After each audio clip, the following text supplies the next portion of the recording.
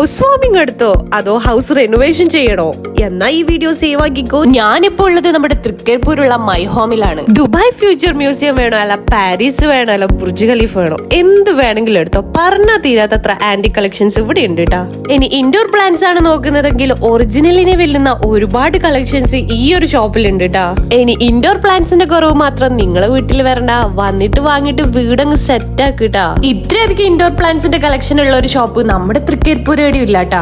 ഇനിയിപ്പോ ലേറ്റസ്റ്റ് ആയിട്ടുള്ള ഫാൻസി ഹാങ്ങിങ് ലൈറ്റ്സ് ആണ് നിങ്ങൾ നോക്കുന്നെങ്കിൽ മസ്റ്റ് ആയിട്ട് ഈ ഷോപ്പ് വിസിറ്റ് ചെയ്യണം. ഒരു കാലത്ത് നമ്മളെ വീട്ടിലിരുത്തിയ കൊറോണ ഇല്ലേ, ആ കൊറോണ ഹാങ്ങിങ് ലൈറ്റും ഈ ഒരു ഷോപ്പിൽ ഉണ്ട് ട്ടാ. സംഭവം പൊളിയല്ലേ. ഈ ഒരു ഷോപ്പിലെ കളക്ഷൻസിനെ കുറിച്ച് പറയണമെങ്കിൽ ഈ ഒരു വീഡിയോ നമുക്ക് മതിയാവുന്നു തോന്നുന്നില്ല കേട്ടോ.